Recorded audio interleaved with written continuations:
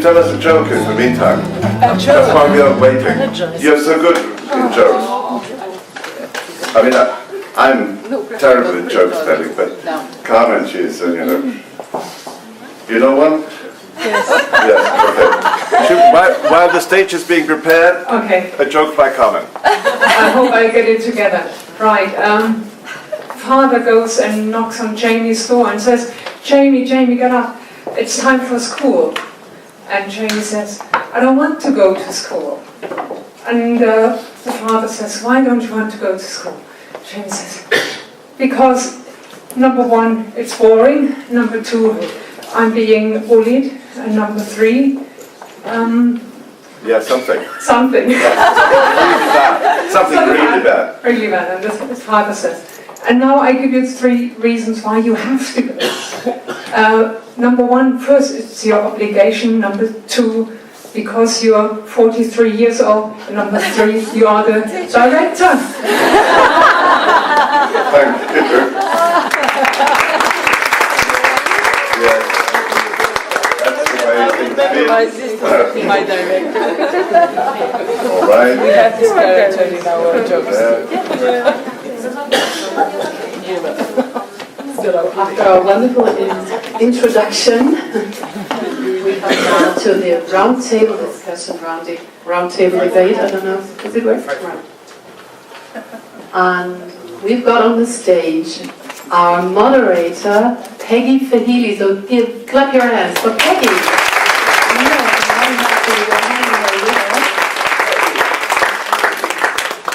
From silent onlookers to actors, competences for civic and social engagement is the topic of our evening.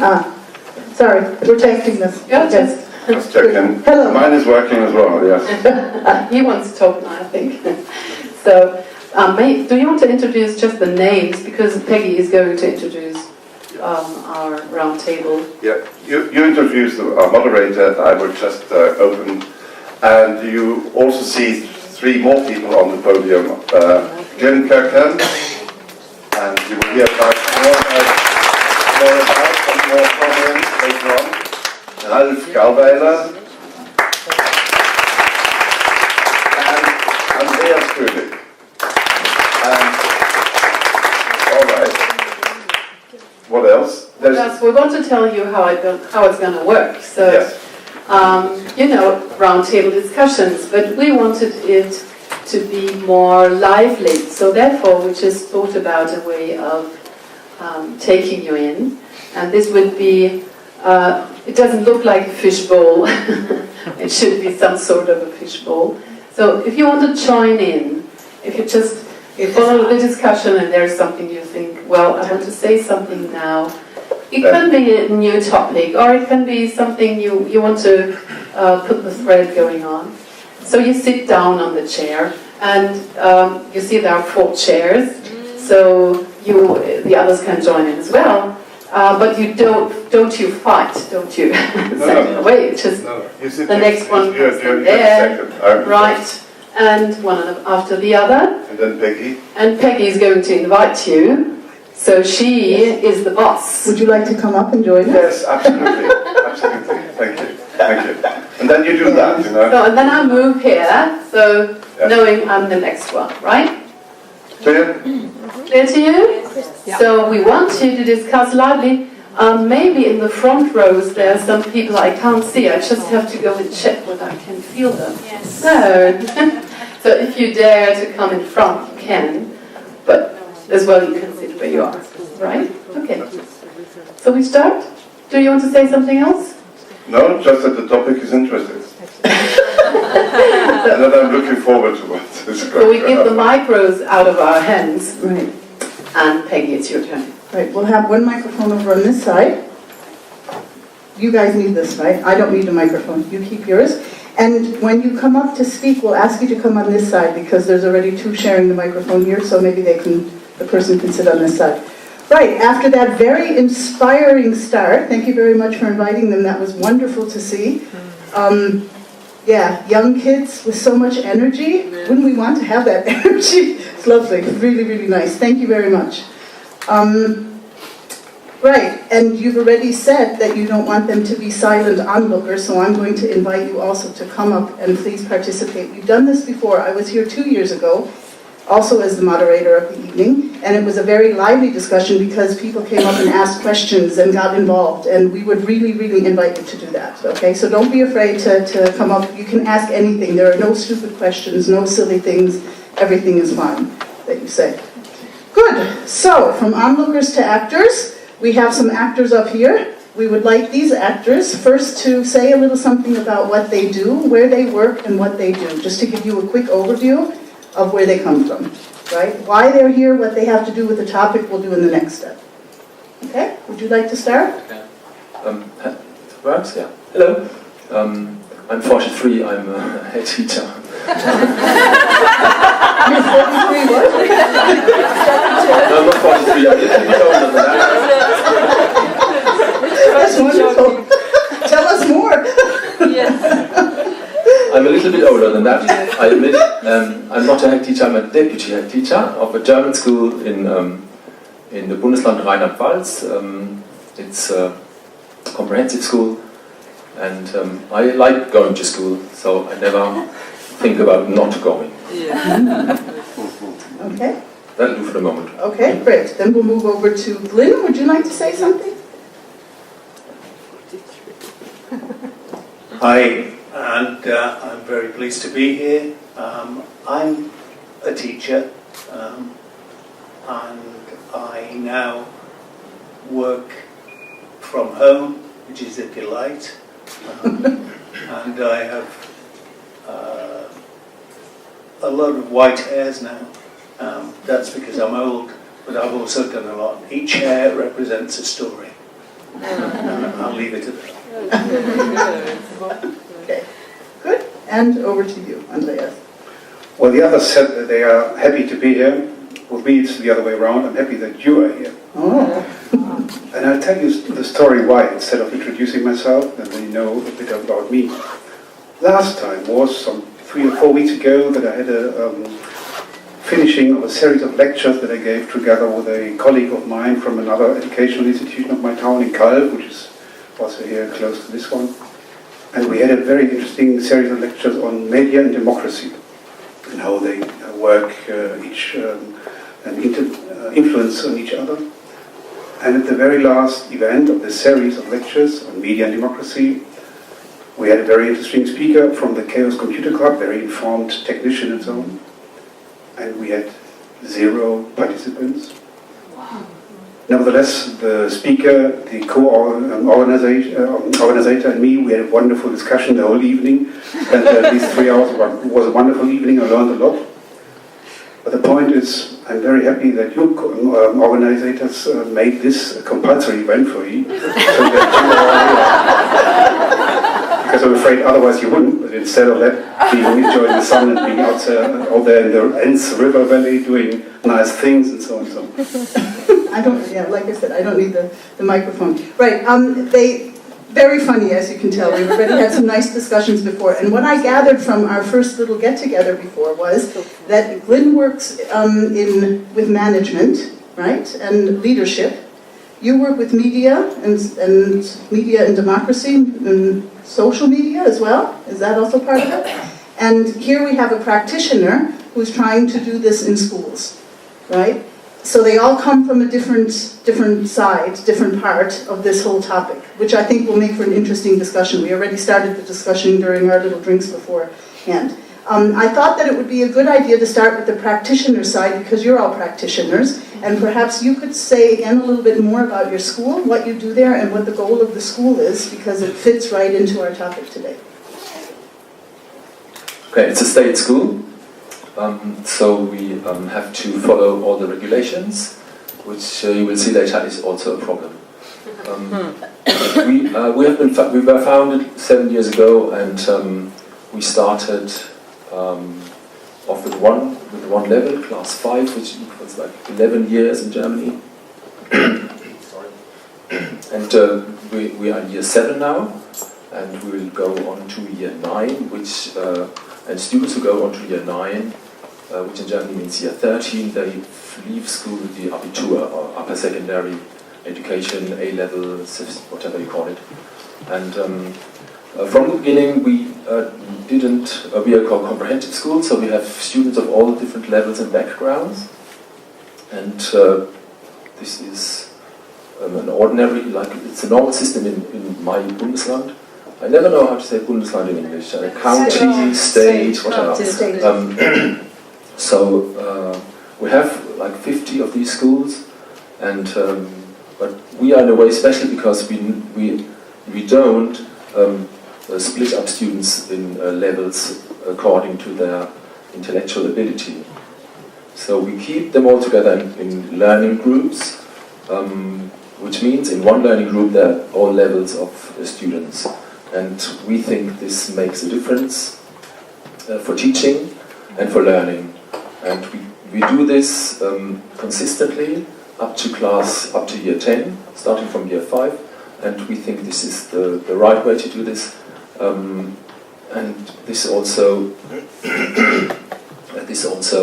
is one part of our idea of democracy at school, because it unites all the students from different levels in one group. They have to get on together. They have to be well together in a class, and they also have to find ways to study.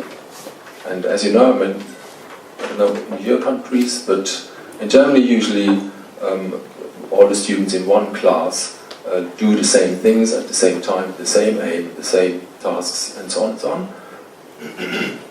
Sorry, I'm having this. I need a glass of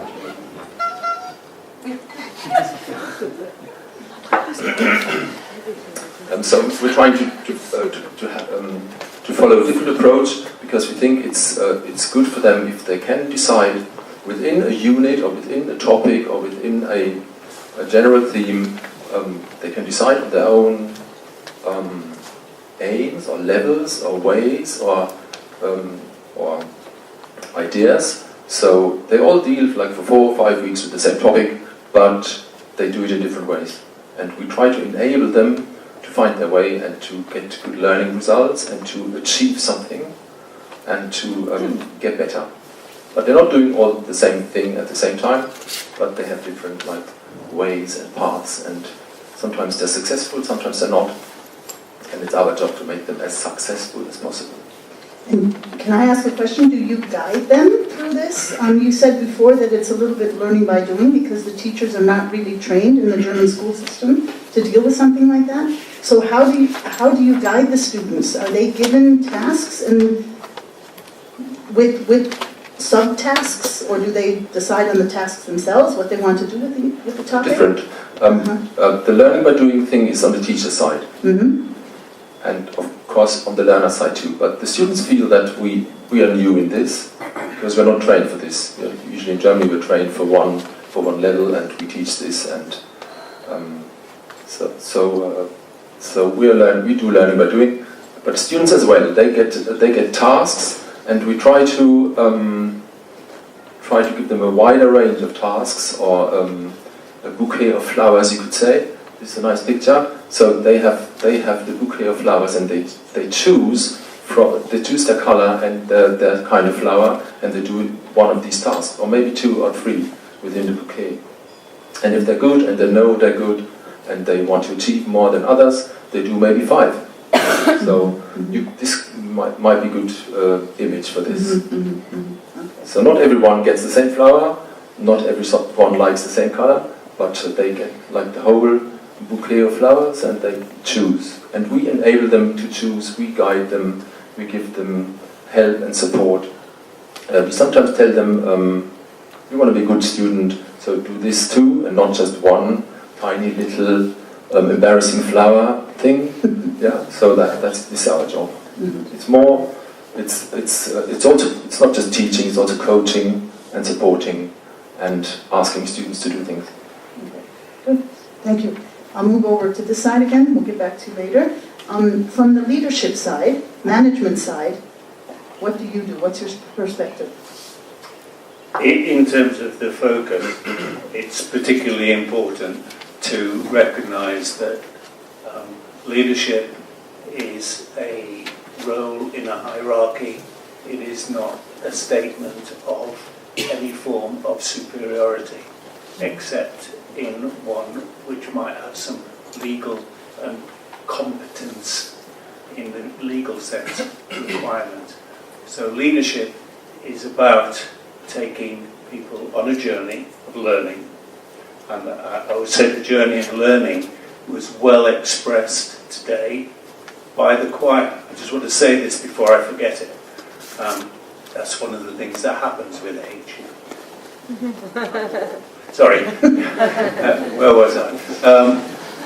One of the things I saw was the democracy in action, because there are some times where we all sing together.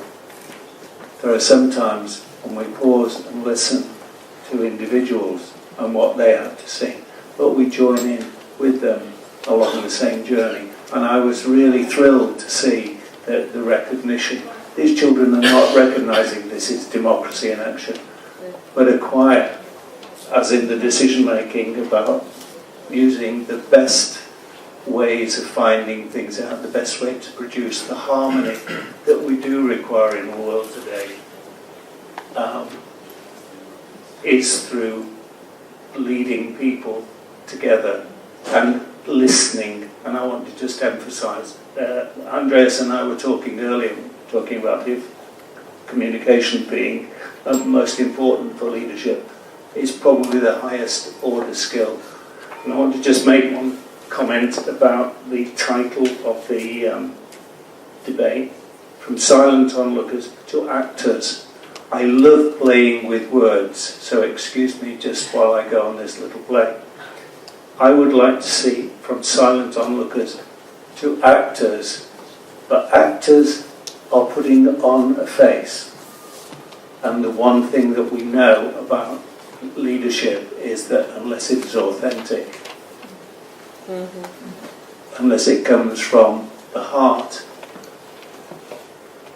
governed and supported by the head, the hands will not function effectively. So I'll leave it at that.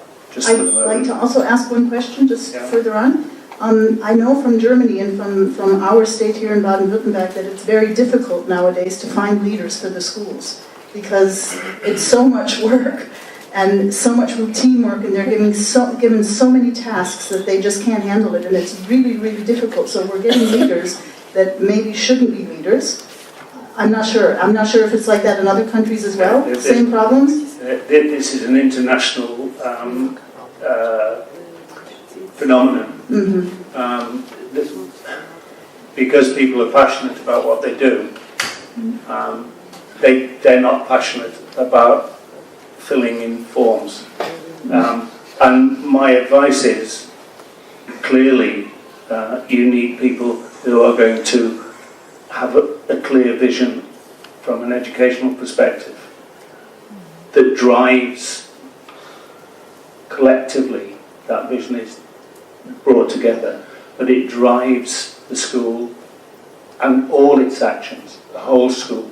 It's part of the essence of the school, the culture of the school. It's very, very simple. If you want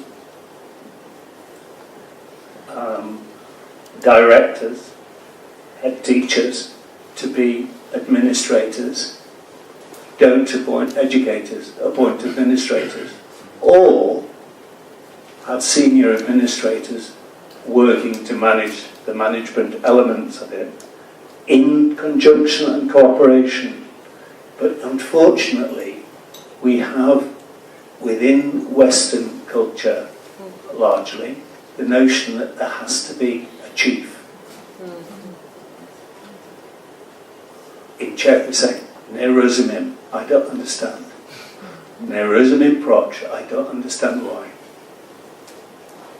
I know that when I work together with someone else who has perhaps different skills and talents than I do, we can actually achieve a greater outcome than me doing things that I'm not very good at. Thank you. So,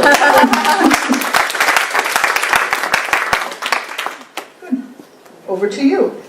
Media, tell us, what does this have to do with our discussion? Can you? Yes, I'm sure. I try. Well, first of all, before I'm a man of media, I'm a man of education, because this is what I'm doing since 3 decades or more. Mm-hmm. And the story that I introduced myself with is, of course, told with a blink in my eye, but of course a very serious one. Because it's about the motive and the motor of participation. So a very deep concern for myself is I want to contribute to my own society. Not only for my own, but as I'm German, I start here, so I have to contribute where I am. And the point is, how can I contribute to myself as a teacher, as an educator, when there is no engagement, no participation? And the next question is, how can I obtain participation and engagement? So what do I do when my students, adults, more or less, trends, decide with their feet not to assist? And this is exactly the same problem that we have in democracy. What did you say, Glenn? How many percent assisted the French elections last some weeks ago? 40%, 40-something percent? Yeah. That was wrong. So we have a problem of participation. So what are our opportunities to make people engage? Be it students to engage in a democratic discourse, be it students to engage in the administration of a university, or students and pupils in the engagement of school and so on and so on. So how do we drive them into this? And yes, this has something to do with media, because as a media man and also a noted Marxist, I believe that we have mistaught generations of children and students, making entertainment and emotionality the most important thing to be and to see and to enact, instead of intelligence and rationality. The last decades we have seen in media and also in education that being yourself, being authentic, being identical to blah blah blah is something very important, and not to use your rationality, your language, your discourse, your analytic power in order to understand. This was some centuries ago the ideal of the Enlightenment. We have forgotten this, at least in the world that I see. And now switch on the TV, go to the internet, read the papers whatsoever, and you notice adverts, for example. So how will they sell you anything? With arguments? Buy my fruit, they are the best? No, they will always buy you something with emotions. You get sexy, you get rich, you get great, you feel blah blah blah when doing this. So this is what the turn that we did, and what we received back from this turn to emotionality is a lack of intelligence and a lack of ability to analyze and to behave with our social reality in a rational way.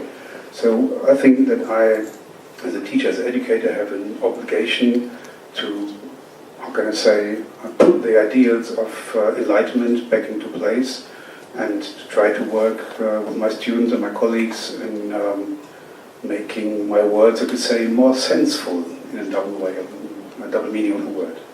Is this an answer to your question? Very good answer to this question, I think. So what, can you give us an example of what you actually teach? Like, what would a course be that you teach?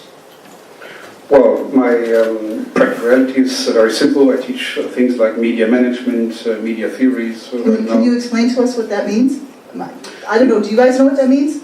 Well, that's very simple. It's running a media enterprise under economic law. So how to run a newspaper enterprise so that it doesn't get ruined after some couple of years.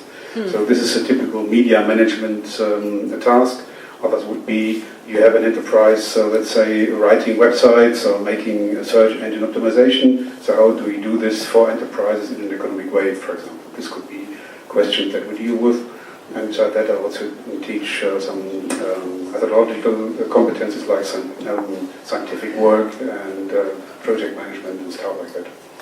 But this is not my profession. I'm a social scientist by education. I'm an anthropologist, to be honest with you. So when I look at media, I always look at them with a cultural anthropologist's kind of view. And a bit of a critical point of view as well, is my feeling. I try my very best. The reason I ask that is because nowadays, everybody says all the social media, all the media is bad for the students and makes them more to the silent onlooker. Would you agree with that statement? Well, if any question comes along with all of the blah blah blah are Yes. something, then probably the question is malformed. I have a strong critique towards many current new media, but I cannot underwrite this sentence. So, I have a friend of mine that I know since decades. She's living in the UK, and she's cancer and will die this year probably. So if I had not Skyped to talk with her, the two of us would have a problem.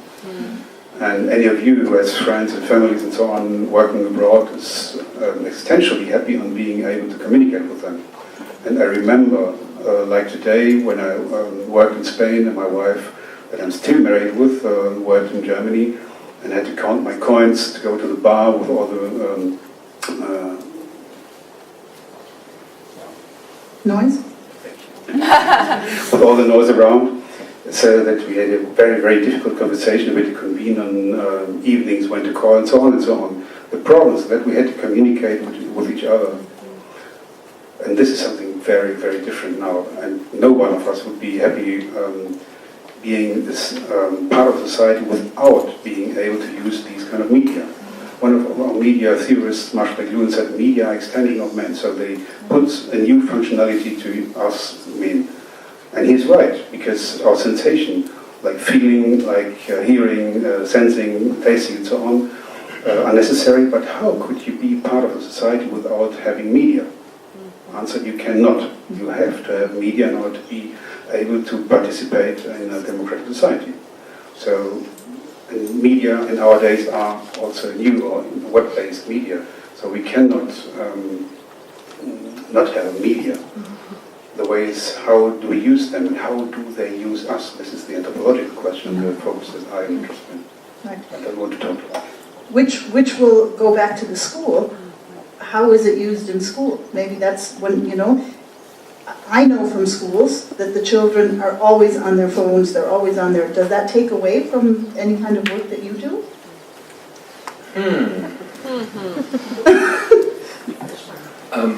Difficult. I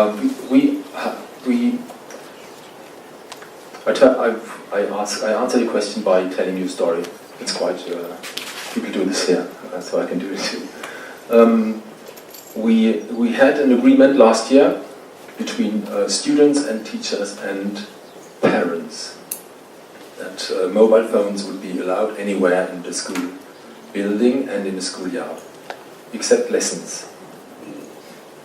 So we tried this for like 6 months, and the effect was that students in their breaks would never play with each other or talk to each other.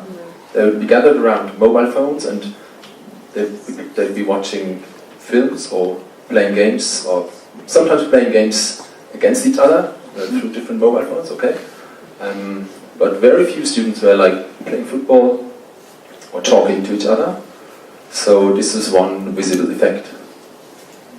But it was the students' idea to like use them freely, and for teachers it's quite an easy approach, because then all the controlling and checking and connecting mobile phones and making lists and so on, that was all done with. That was nice for us, but we didn't like the effect. So we had another discussion, and we decided.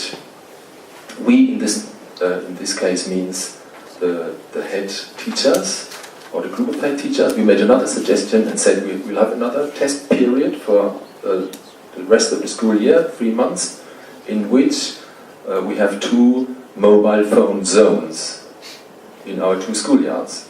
And no mobile phones in the school building, unless the teacher says we're going to work with the phones now, use your internet or whatever, which was the same as before. But no phones in the building, no phones while walking, no phones in the ground, and apart from these 2 spots, like 50 square meters, no, maybe 100 each of them. And I think this was a positive experience, and I saw many more children playing again, and many happy faces of children who were complaining in this phase before that they had no one to play with. So that was interesting. And now there was we didn't want to, like, the head teachers, we didn't want to order the school to do this or to do that, so we said it's just for a period of time. And after that we do an evaluation among students and teachers and parents and see what the outcome will be. And we're in the middle of this discussion, and this is maybe the only way to do this properly, to involve students in a discussion and to think about the advantages and disadvantages and the good things and the bad things. So many students, especially young ones, said, well, this is good, we have 2 zones, we appreciate that, we have time to play and everyone is around. And the older ones, they're like on the, well, they want to chill out and relax, and so they are more in favor of using them anywhere, but even among them they are reasonable students who... So I don't know what's going to happen. We will have the discussion in the next school year, and also the decision between teachers and students and parents, and I don't know what's going to happen. So I don't know, it's not exactly the answer to your question, but it's one example of how we try to make students anxious and on feel onlookers. responsible. Like they feel responsible, they have to decide, they are in the decision-making process, so that might be one possible way. The other day I heard a report that in Finland there is a subject called gaming. Anybody hear about that? Is there anybody here from Finland that knows about this? There's a subject called gaming. Gaming. And it was like a wonderful report, and it would fit maybe into this. And the students, they were interviewing students there, and the students all said that they really enjoyed it. It's very hard work, they have to concentrate, they have to, it's like a sport and so on, and they all thought it was a really good idea to have it. And I also thought it was a field of maybe for your democratic school and dealing with using the games as something positive instead of always seeing it as something negative. Right. Anyway, maybe we'll move on to competences. That's the point here, competences for civic and social engagement. How do we teach them? That this has been a discussion for a long time. Are we teaching them properly in the schools, in the settings that you work in? Would you like the microphone? I just want to pick up one thought again before it goes, and that's to remember that teachers are agents of social change. You are not passive. You are active in enabling students to come to recognise what they need to know in learning how to read or learning how to understand how the world functions, but equally you're modelling, as we've heard, the issues to do with responsibility, decision making, the fact that it's collective and collaborative. And I think it's really important that as teachers and some teacher educators, and that I don't know of any course in any teacher education course which involves the notion of, or a core notion of teachers as agents of social change. And again, just before I forget this last bit, there's a wonderful story from the Dalai Lama, the head of the Buddhist movement, although I'm not sure he'd call himself that. And it's really to say that every one of you is important. Every single individual can and does make a difference. And what he says is, if you think that you're too small to make a difference, try sleeping in a room where there is a mosquito.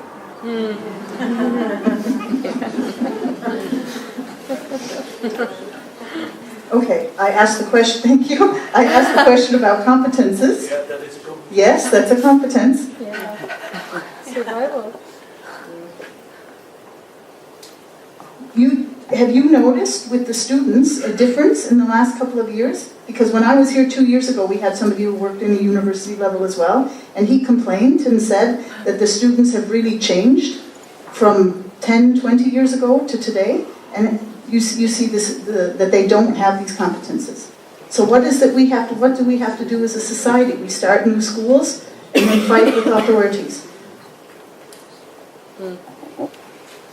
There are no quick answers to this, I realize that, but yeah, that's what we're Well, doing. when you see this, may I? Yeah. So when you see like teachers as agents of change, it would be easy, but usually teachers are trained and educated as agents of I don't know, subjects usually, of English or maths or geography or whatever. And this is all interesting, intellectually important, and so on. But this might be the main problem. Because teachers teach, and students, I don't know. I mean, in our school we're not talking about. Well, the German is easier for this play with words, because the German word Lehrer, I mean, lehren is one thing and lernen is the other thing. It would be teaching and learning, and the focus in teacher training is on teaching and not on learning, and this is the problem. And there should be a change, but not first of all among teachers, but in thinking in university degrees and teacher training courses and so on and so on. And teacher training courses are based on how do I teach students in a certain subject? How do I get them to know where the Rhine River flows, whatever. Important, but not. It doesn't lead to competences that are useful for anything that is important in nowadays world. Not really. Yes? Yeah, you asked a difficult question for me to answer, because I first had to think about what is a competence for democracy. So when I think what I as a citizen have to do, because competence is always on behavior, when being a democratic being, the only thing is I have every 4 years to make a cross. So this is not much of a competence. So what is it actually that I have to teach, or what I'm able to teach? What kind of behavior do I have to change when I want democracy to be lived? And it took me a while to think about it, and I think it's not about competencies, it's about attitudes. Because the first thing that I miss when I regard my students, and yes, of course, I do see a severe change in the generations of my students. I'm teaching them since 3 decades. The first thing that I miss is the insight that the society I live in and its forms and regulations and so on are something that is really worth to be appreciated. Because something that is worth of is normally paid for. So everything that has a worth can be bought with money. Something that cannot be bought with money is not relevant. It's not part of my consumer attitude, it's not part of my capitalist training. So what I have to change is a way of perception, my surroundings, my society, the community that I live in, and myself as a being that depends on how rules and regulations are made and how ways of communication, as Colin said, are made and formed in my community to enable me to be part of it. So a very easy way to notice or to give word back to this part of my reality is a lack of. So in the very moment that you have no water, you notice how important water is. Necessarily, this is not a way that we as teachers would like to teach, because it would mean to deprive our students from democracy in order to make them notice how important it is. This cannot be the way. But in other cases where we have opportunities to make students and pupils make experiences, let's say in other societies, let's say in other strata of our own society, to make them notice how different living and culture can be. And from from then on, they develop clearly a conception of how important, let's say, culture or democracy can be. So maybe this is an idea or a trace way to follow. We noticed Colin with an idea to contribute. Yes, of course. Thank you. The normal description of competence includes knowledge, it includes skills, and it particularly does emphasise attitudes. So knowledge, skills and attitudes are the three core parts of what it is, what a competence is. At the particular knowledge we can acquire very simply. When you want to know something, what do you do first? Ask. You ask. Who do you ask if you're on your own? Google. You ask yourself, do I know? And then we Google, we do a lot. Even when people are paying attention and listening carefully in a conversation, they're also extending the physical capabilities of their thumb, I often see in restaurants and cafes. However, we don't want to extend children's thumbs too much. It may be that we move along to swinging on the trees again, which would be no bad thing because it's where we came from. And there is more democracy shown in some animals than there is in the way in which civil protest is being put down in some countries in Europe and close to Europe. And I mention that not to make a political point, but just to say that democracy includes the right to have silent protest against what is being presented to you.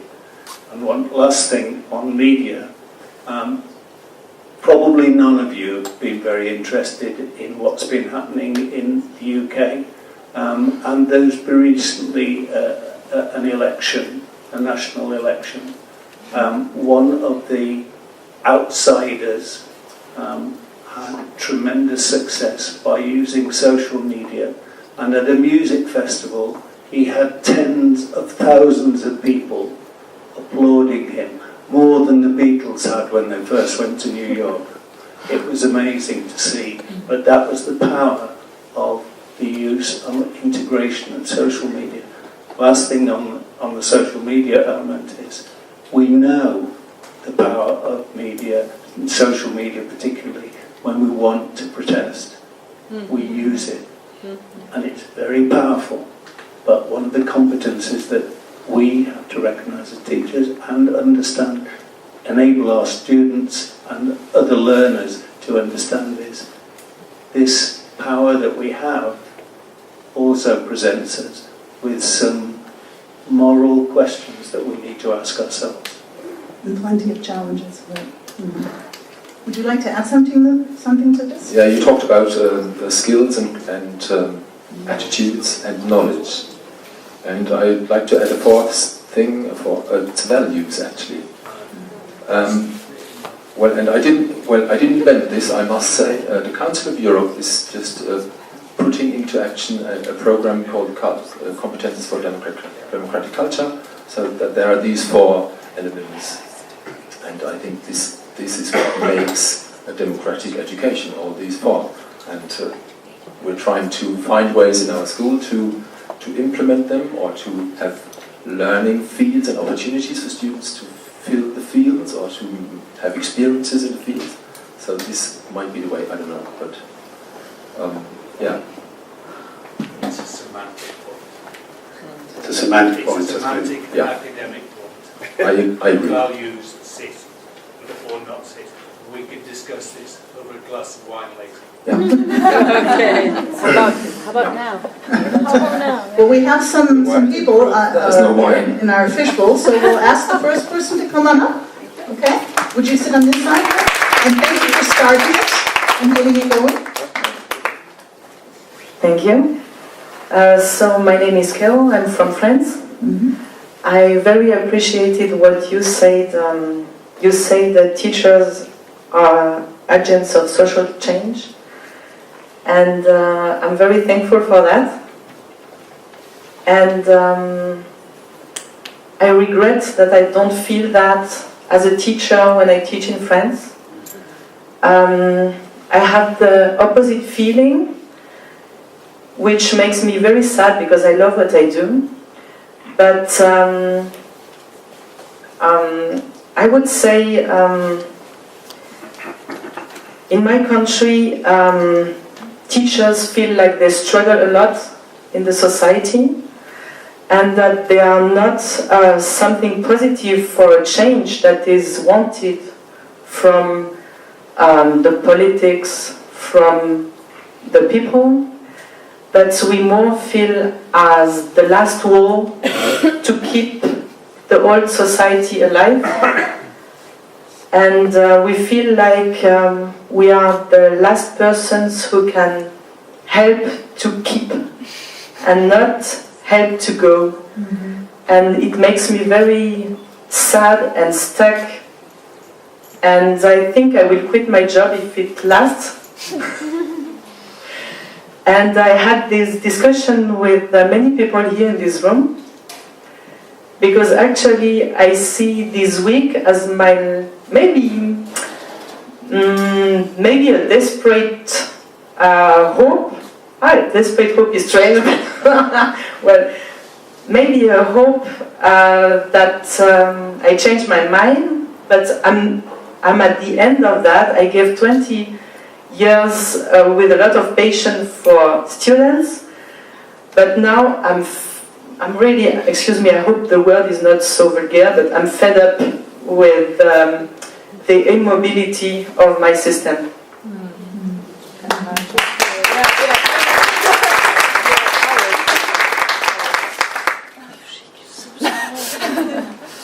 Any comments? You have to say something. Go ahead. I was urged to action in 1968 in France. And depuis 68, I am a different person.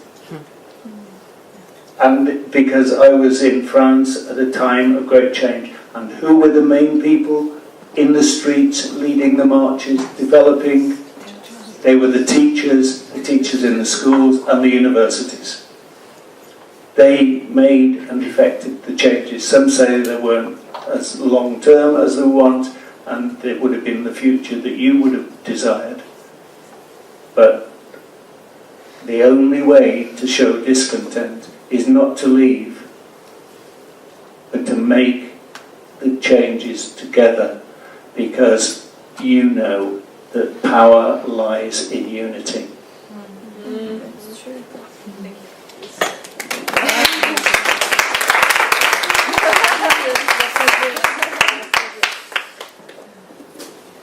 I thank you.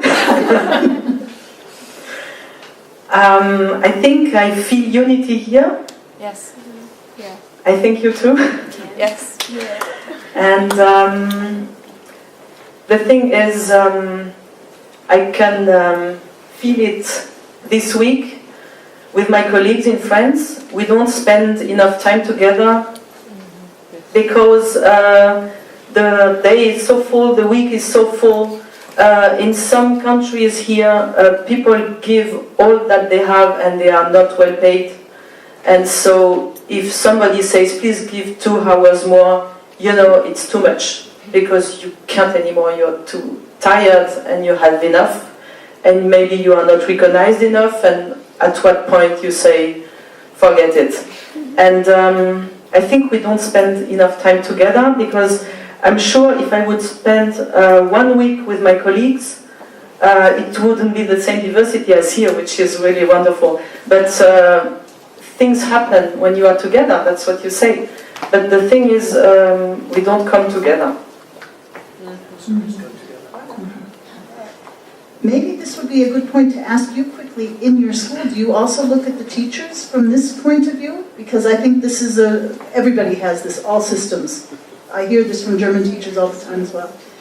Is there a way that you're looking at teachers, if you're trying different ways? Or teachers' health? Yes. Mm-hmm. because it's the only way. And we think that teamwork and cooperation is a decisive element. So we support this, we foster this. And our problem is that there's not enough time.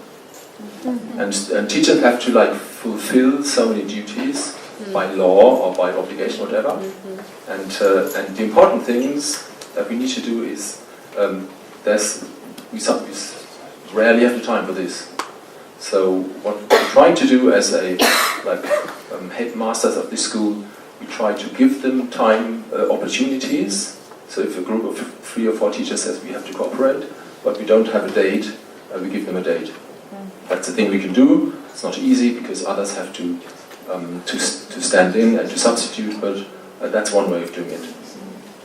And of course we ask teachers to meet for example, every Thursday afternoon for 2 hours, which they're not paid for. But we hope that this cooperation is effective and good for everyone. And that teachers feel that if they work together, in the long run, they save time. That's our idea. Sometimes it works, sometimes it doesn't. But I think all of them have the feeling that it's good to talk and to exchange ideas and to develop things together. So for most of our teachers, I would say it's worth it for them, these 2 hours or 1.5 hours every week, because they learn and they get new ideas. So hard to say. I know our teachers. I brought one. I know she's exhausted because it's the third last day. She smiles. I told her to smile. I have to. I said that you can only come along if you smile all the time. No, we have another 3 days to go in this school year, so we're at the end of the school year. We're quite. I know she's done a lot. Everyone has done a lot, and we work together a lot and have done teamwork. And this is exhausting and demanding, but I think everyone likes it. Not every day, sometimes people think in our school, well, today another meeting, but on the whole, and if they look back, they see it's good, and it's good for the students and it's good for us. So that's my idea. We have another comment here. So, his name is Claire, isn't it? Carol. So I have a suggestion for you, Carol, and at the same time for all the other colleagues of yours that might feel like I understood that your point is you're fed up with the system, and I understand completely what you're talking about because it's the very same thing at all levels of education. And the suggestion is as follows. When we are talking this evening about schooling and democracy, let me put it in political words, maybe we have all to be a bit more anarchist to save democracy. This means first of all, do unexpected things. Be dada, be guerrilla, sense guerrilla, making senseful things in your educational institutions. Do things under the radar of the system. And use the freedoms that you still have in your system and try to extend them. First. Second, stop being good. You all stop to be a good employee, to be a good teacher. Yes. At the very moment when you try to be good in the center of the system, then you try to fulfill the rules of the system. The better you are, the worse is your outcome. We have performed education in the last decades towards an economization, and this is the very root of all the evils that we're talking about. I'm deeply convinced, and I may say that because I'm teaching management. So whenever you try to be good, it means you are effective. When you are effective, you stop being a good teacher. So use these freedoms that you have, undergo the system, and try to fight for meaning and for making sense, because this is what will give you back the notion that you yourself are doing a good job.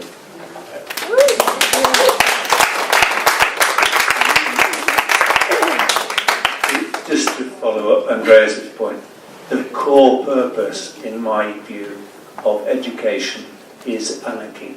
This does not mean throwing bombs in the street. Yes. What it does mean is each one of us as individuals can think for ourselves, and we do not need governments to think for us. And if the government is not doing what you want, get rid of it. Thank you very much for sharing that. You see, Thank you. came out with that. Thank you. I just want to say it's just crazy that I am a French revolutionary girl sitting here in Germany and hearing you telling me to make the revolution. We Germans are underestimated. Right, Joseph, would you like to join us? Only very briefly. There you go. Thank you very much. Line up there, yes. There are so many who still want to say something. I just have very quick. The importance of attitudes, absolutely yes. Values, the importance of absolutely yes. People should play more together instead of doing something just in looking somewhere, yes. Agents of teachers, agents of change, absolutely yes. More anarchists, 3 times yes. But, and here come my 2 questions. Also, other things that I heard here made me ask these questions. One is controlling the use of social media, is that what we really want to teach our learners?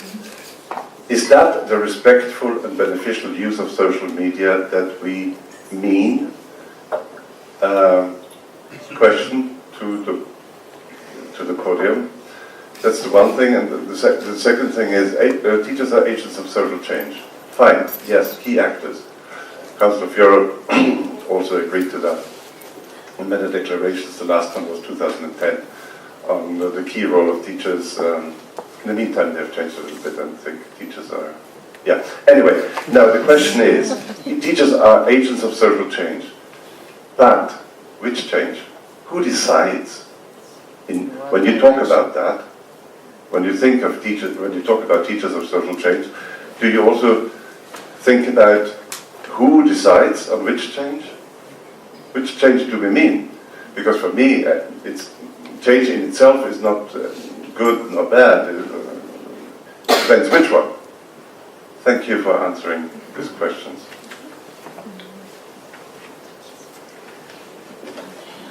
The change was your idea, so no answer. Go ahead, go ahead. Many questions. I should not answer to all of them, but let me make 2 points. One, to which kind of use of media should we educate? I do not think that we, in our discussion tonight, have already touched very layers of importance and of meaning in media. I hope that I will be able to come back to that later. But the point is not in switching on or off my mobile phone to be able to concentrate more to play football. This is not the dimension of meaning that lies in modern media. It's somewhere else.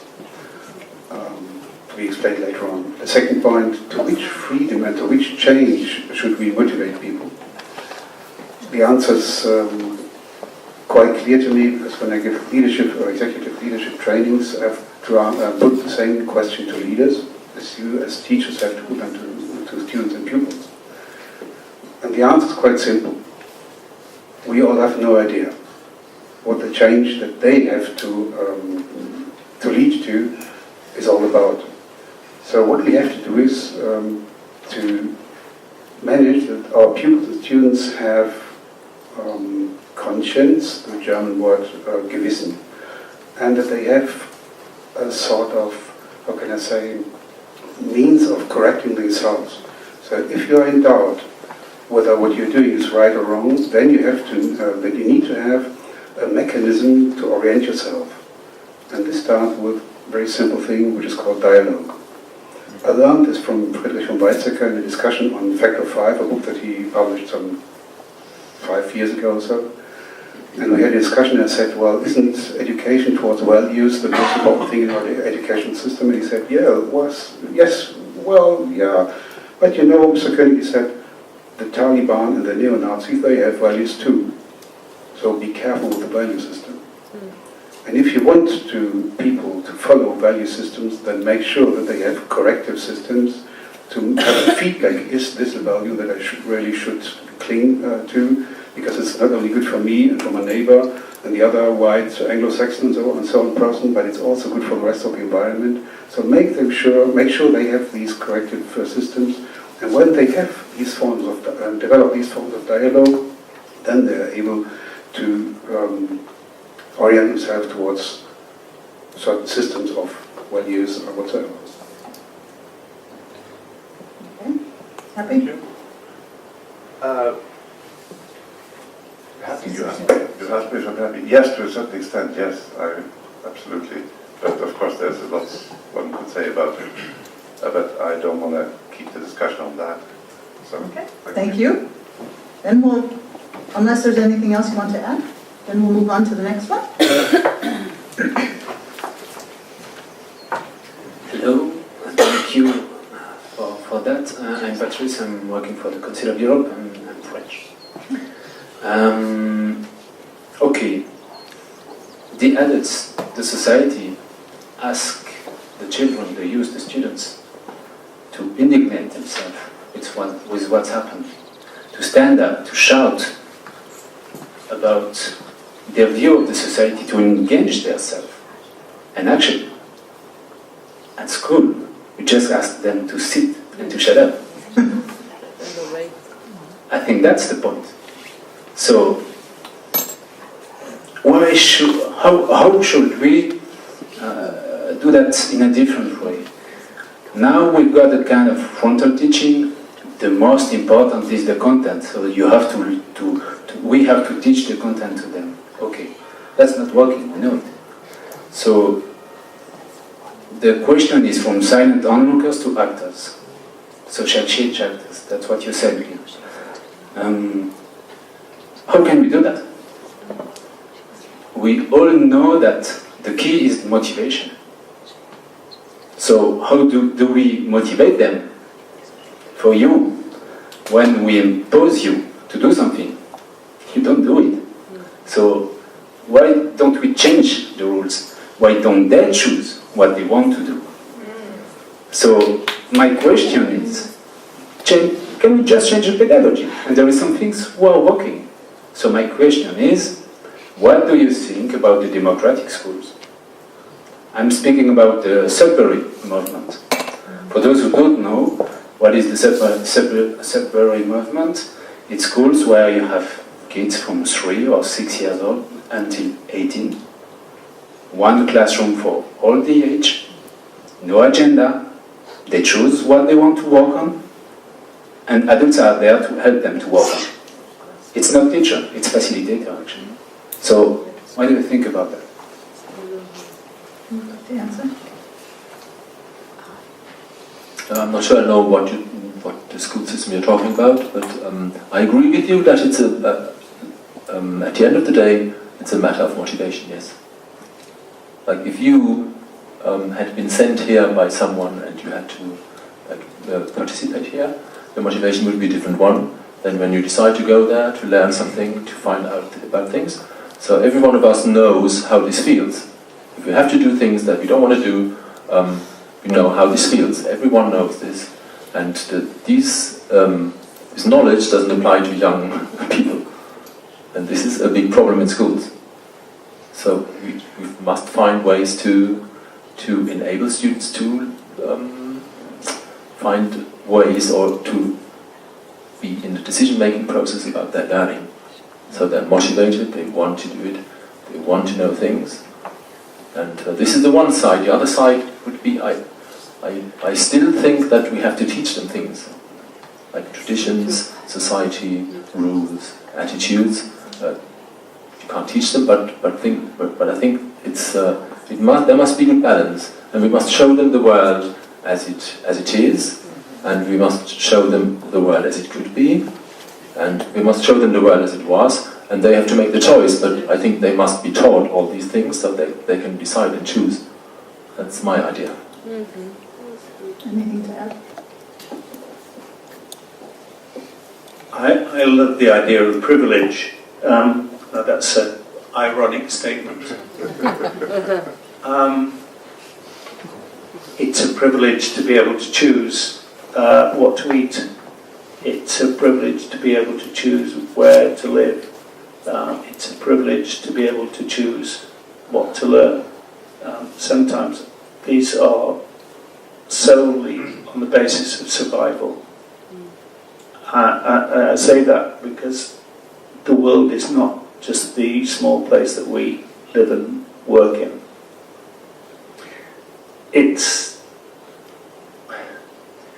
the competences that we seek to give them through the Montessori, the Waldorf Steiner schools, and one or two other examples would show us that there is another way. But so is homeschooling, and I don't know how much of a phenomenon that is in Germany or other parts of Europe. I know it's illegal in some countries. And I find that amazing, because if in the UK, if I were to commit murder, and that's deliberately kill someone, forethought killing, I would get a maximum prison sentence of 15 years. If I was good, I could be out in 7. If I became a teacher of prisoners in there, I could get it out in 7 probably. But we sentence children from the age of 3 to 18, 15 years. Isn't that strange? It's just like a murder sentence. And they've done nothing wrong. So what we actually facilitate them to be able to do is to have the tools to be able to make critical judgments, to be able to read at the highest possible level, to be able to play with the worlds of numbers and shapes and so on, to be able to enjoy rather than endure. And sometimes I think what I heard from our French revolutionary Carol is that she has gone from enjoying to enduring. And whatever you model, it's like being a parent. Whatever you model, your children will mimic. Let's teach them the competences using whatever means available. And we do know from research that actually schools are pretty poor overall at achieving whatever the government targets they set. Because you're never ever going to be able to do that and satisfy everybody. I think freedom and understanding what freedom means is also a key concept, and understanding that children and learners need to understand what freedom allows us to do and what responsibilities it gives us.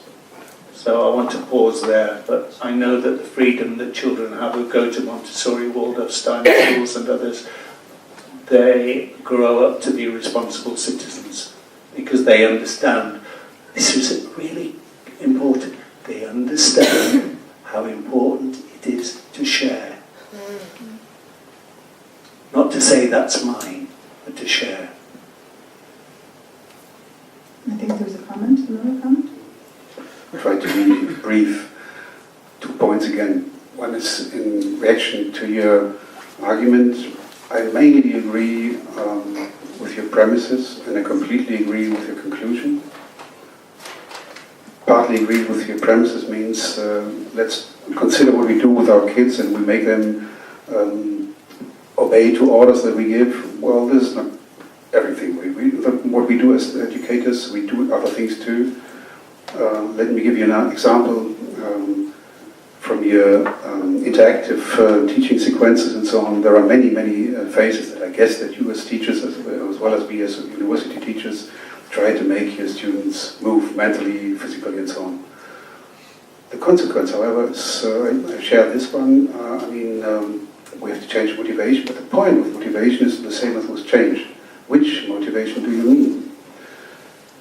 I'm socialized in late 70s, 80s, and I went to university, wanted class struggle and things like that, and heavy debate with our professors and so on. Wonderful times, I love them.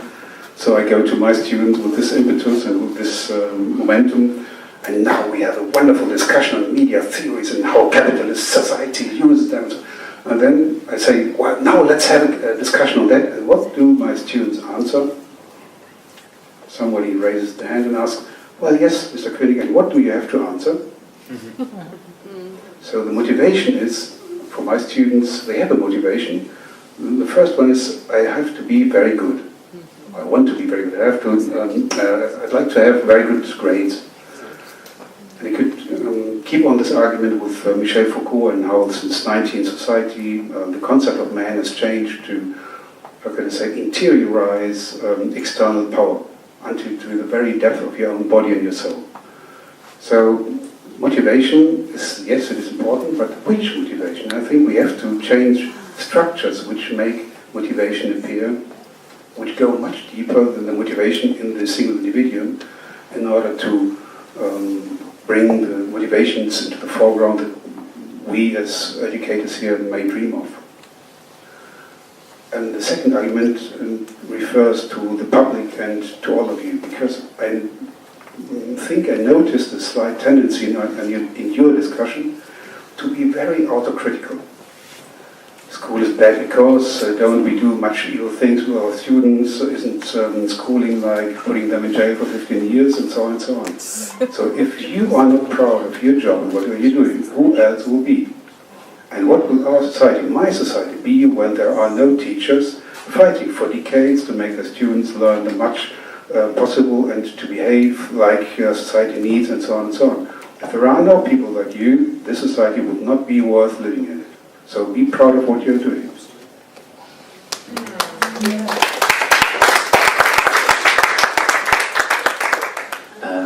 I will not be long because other people want to speak, but my boss asked me to be provocative. So I'm sorry.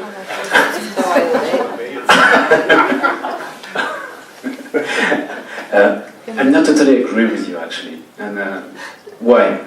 Because you say two things I'm not agree with. The first one, we have to teach them the rules, and it has to be a balance with content, and content is still very important. About the rules, I think that they are students like we see them. If we show them that we think they are not responsible, they will not be. If we think that they are responsible, they are capable to be it, actually. So why shall we teach them the rules? They can create them by themselves. I experiment that, and actually at the end, they create almost the same rules we wanted them to learn. So I think we should change the posture and the way we see them. That will change lots of things. And the second one is about the content.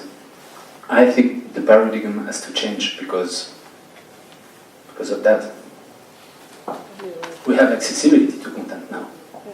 The issue is to solve them, and we have to help them to solve them, and we have to help them to access to them and to have critical thinking on them. They don't need us to have access to the content, actually. Thank you. Thank you. Okay, without much ado, we'll just go to the next one, right? Otherwise, we have the time of it.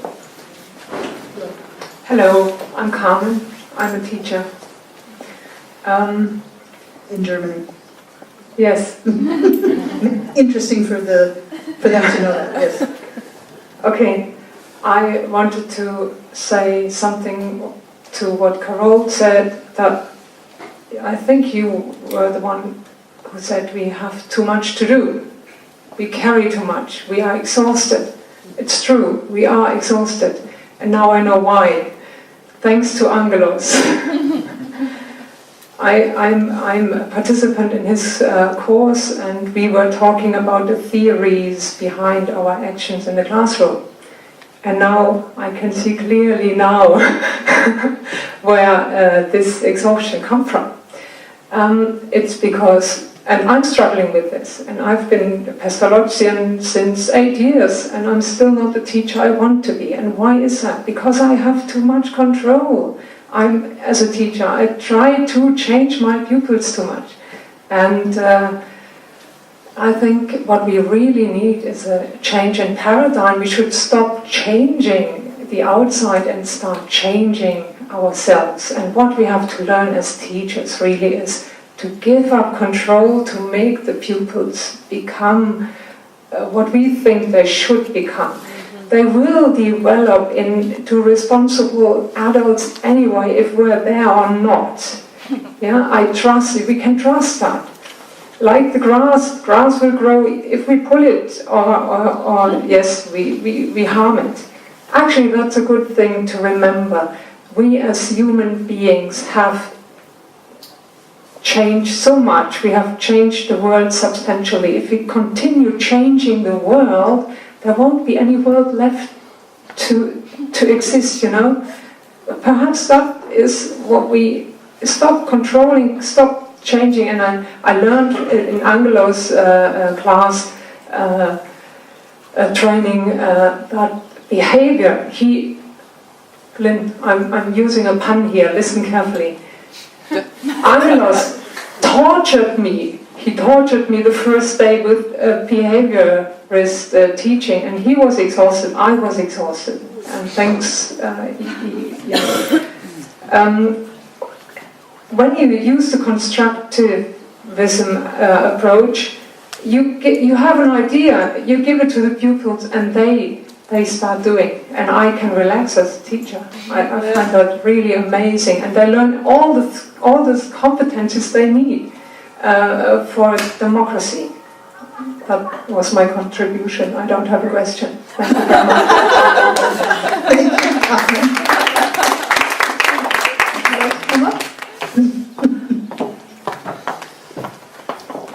Hello, I'm Margaret from Malta.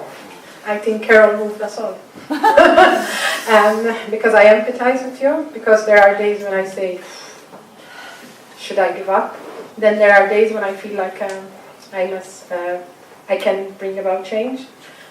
And when she started talking, I said, when are those days when I bring about change? And it's not through teaching mathematics, but when I empower my students. Very often we are scared to deal with controversial issues, but what we don't realize very often is that in its nature, teaching is political. But we tend to try to put that aside. We are not neutral as teachers, but sometimes I think we make our students feel as if we are neutral, and we're not. And I think when you show the students that you're a human being, they appreciate you more, they respect you more, and I think then change starts. So I think the main problem is that we are so obsessed, and I think that's what tires us out, with covering the syllabus, with, I think that's what really tires us out. When we forget about that, I don't mean that I don't. But when we focus more on mastery and when we focus more on getting through, I think we are much more effective and we are less exhausted then. We tend to go for a blaming culture, blame the system, blame the parents, and that usually happens when we're tired and in the staff room. And that brings about a negative feeling in the staff room. It's never our fault, but we are the system. We are part of the system. And small changes, and I believe that there are vicious circles, but I believe there's also positive circles, so we can make small changes. I think the problem is when we try to make big changes, because then we feel we fail. So I think even if we make a change with one student, that can have a ripple effect in the positive. That's what I think. Thank you very much.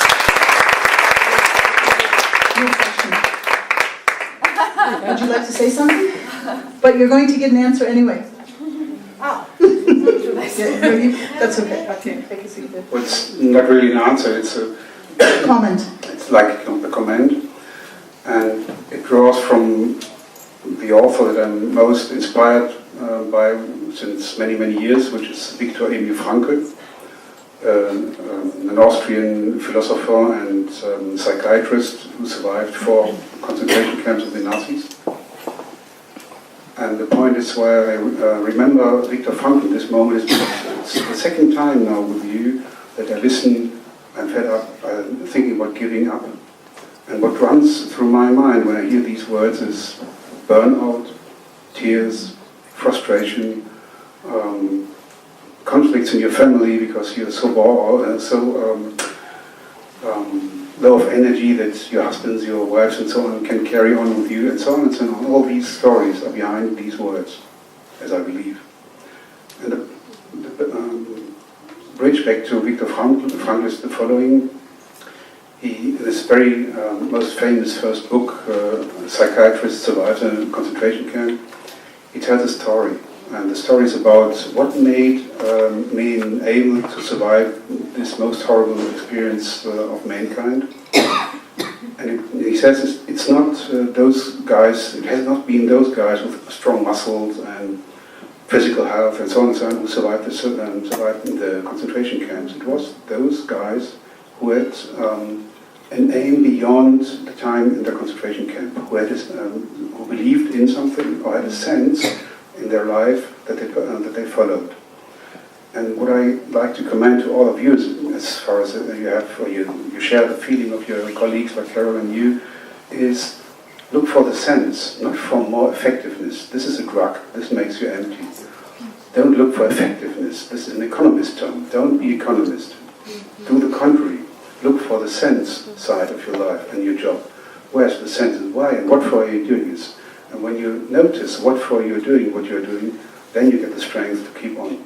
Because you should keep on. Because if you don't do when you're here, who else will do? And who will follow you? And I'm afraid of those people who will follow you without these ideals. So please, try to hold the stronghold as long as you can, looking for the bright side of life. No, this is from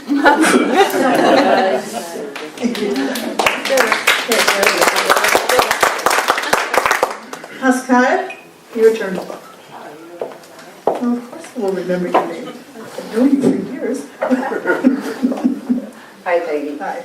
Hello, everyone. Very happy to hear you. I might be looking impolite because I'm always on my phone, but I was actually taking care of the Twitter hashtag about the debate and looking at what people are saying about what you are saying. So I look and I see what are the most, I was trying to summarize what you were saying, not so much giving my own opinion, but relaying. And I see now what is the most popular things that we're saying, because I see what is being retweeted. There was not much activity in the room, so I asked my network to be active, if they were free to look at this tonight, and they did.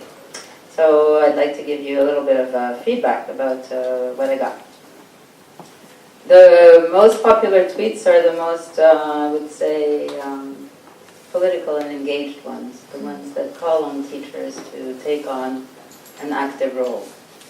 So, 1968, I got some tweets. I wasn't born yet. But yes, I understand. Teachers need education in being human before everything.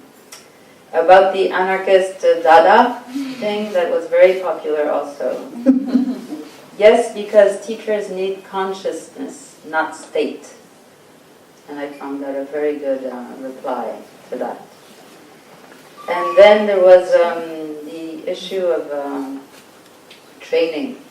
I think you said that the teachers might be ill-prepared to be agents of change due to the type of training that they're offered.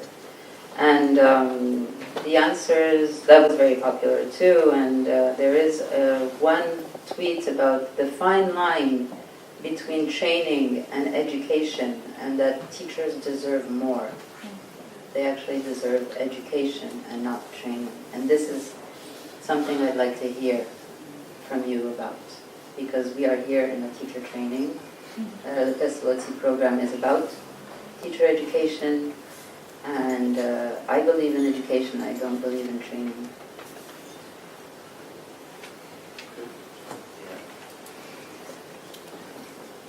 You will be unsurprised, Pascal, to know that I agree. That I also believe in education. It is broader than training.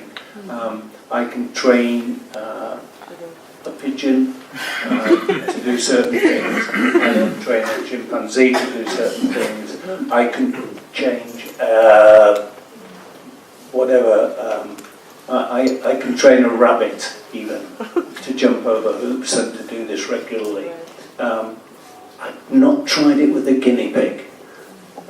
But It works. They can. It works. it works. Okay. Yeah. The guinea pigs, I think, that I had were anarchists.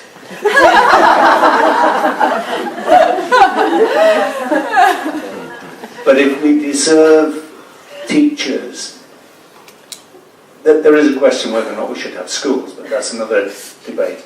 If we have teachers, then we deserve the best. And the teachers in the education to become teachers deserve the best.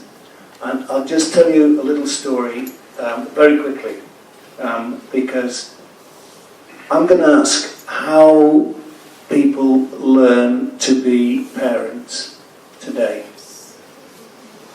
And that's a question because in the past people lived closer together, and perhaps still in your community that happens. And they learn from other family members, maybe their mother, maybe their grandmother. Where I'm currently living in Czech Republic, there is a strong grandmother tradition. How do grandmothers learn to be grandmothers? They learn from their grandmothers, and they've learned what to do and how to be. And if you go back just a few generations, you end up with Maria Theresa, who herself was a grandmother, I believe, and all the traditions of Maria Theresa, who was the Archduchess of the Austro-Hungarian Empire in the 18th century, who brought education for children from the ages of 5 to 12, boys and girls, as an innovation in her state then, and into the empire, in fact. Unfortunately, from the earliest stages of teacher training, some of the things that were learned are still being learned and promulgated. And this is because I can't believe this, but it's true. So it is a matter of fact that some people who are teaching new teachers in faculties of education have never stood in front of a classroom themselves. They're particularly expert in a particularly narrow field, but they have never ever encountered either year 9 or year 1. They've never engaged with 30 5-year-olds or the interesting class, which was my first class ever as a teacher, of 14 to 15-year-olds. One of the most interesting groups of children. I'm sure you'd agree with that role. That's, and what, unfortunately, until we change the faculties of education personnel and attitudes towards what education is about, and education is to promote learning, it is not to understand, it is to understand what Vygotsky meant, but then how to practice it. And I will tell you the very last thing, I'll finish it. In the Czech Republic, where I am, until 2 years ago, in a 5-year master's course for teacher education, to become a teacher, it's not the only course, but the 5 years master's course, the maximum number of days in a school with real children in that 5-year period was 11 days.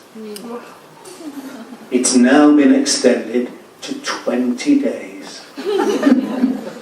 Now, some of the universities said that's stupid, and that's because of intervention by and some OECD reports. So there are organisations that are powerful, but it's still not enough, and it's not good enough if the people teaching have really no real experience of actually doing it themselves in the classroom.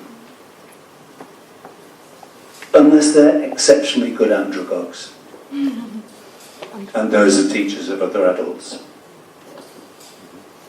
Okay, any other comments about education? Lady, what do you think? Can I dare to be critical? Oh, you can dare to be critical, yes. Sure. Well, then, haven't you been critical the whole night? No. No. Well, then let me try to highlight one thought that I understood from you, which was, don't we deserve education instead of training? And the comment is, well, do not fight for words unless these words are really, really important. Because I think otherwise you step into the terrain of political correctness. And this is a very sharp two-folded sword. It may be very important to fight for words, for example, in some gender and power aspects, and it might not be. I rather prefer to look at the side of practice. So what is actually going on? What are you doing? So if this is a training course, do you regret being here? Probably not. And the second comment, you noticed I always have 2 points. The second comment is to Lynn. Well, yes, you are right, schools deserve the best teachers. But this deserves is a very important, how can I say, concept underlying. And this is very close to burnout for those people who try to be the best teachers.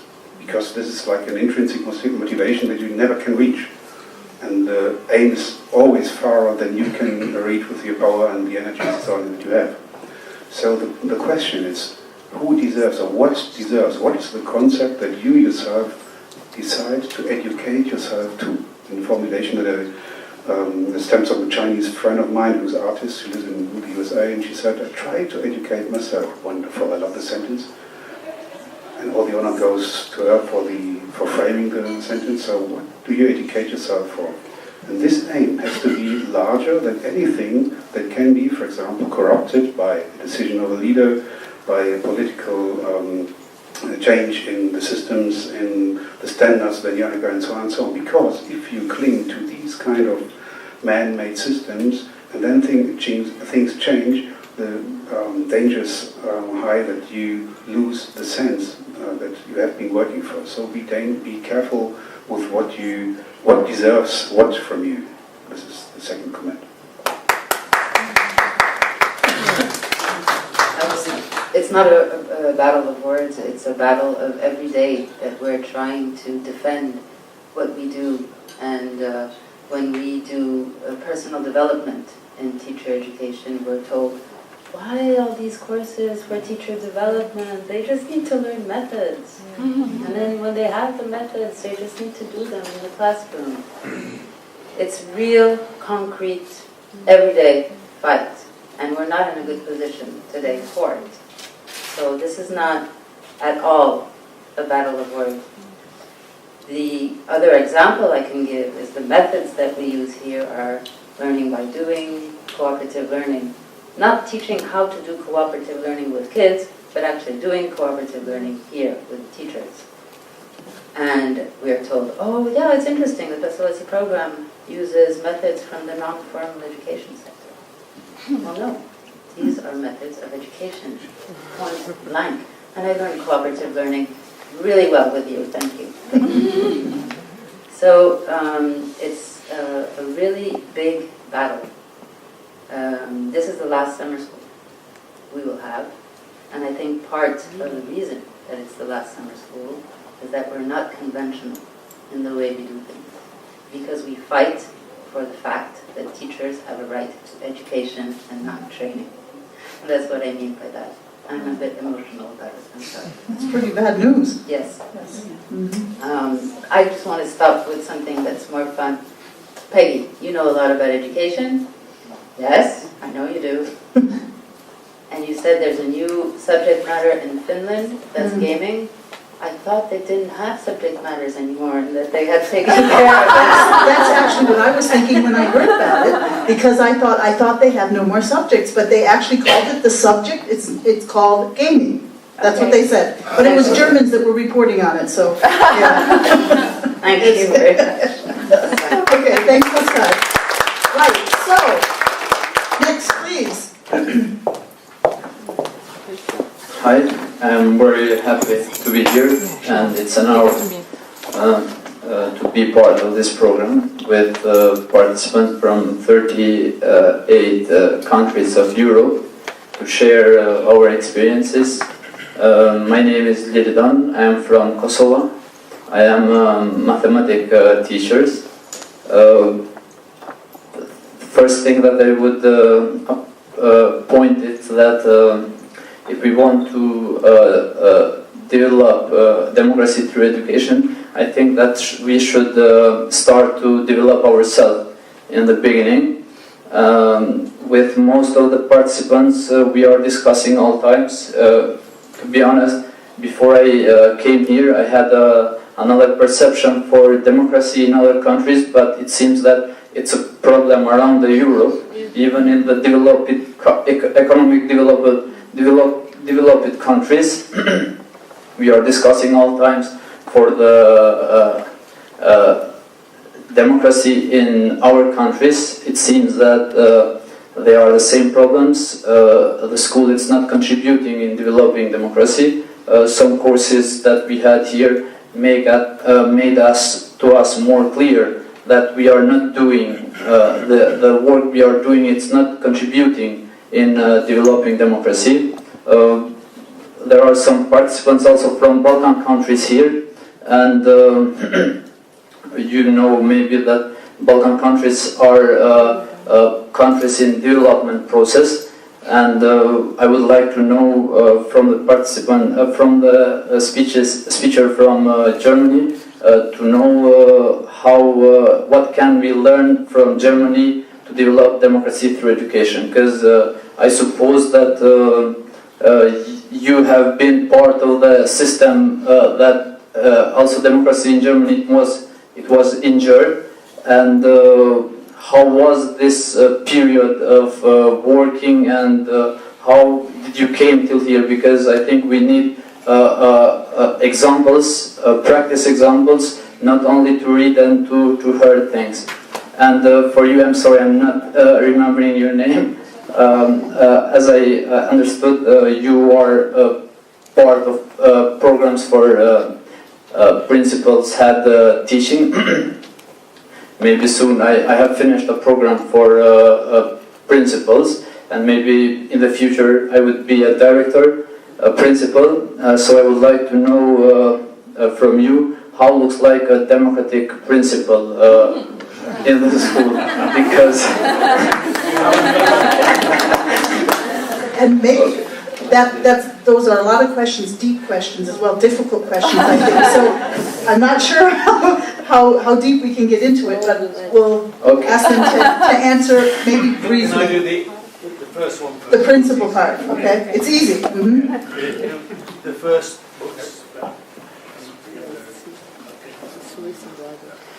Thank you. The first part first is very easy. What does a democratic principle look like? Take a mirror, because you've actually started asking the question, and that's the beginning.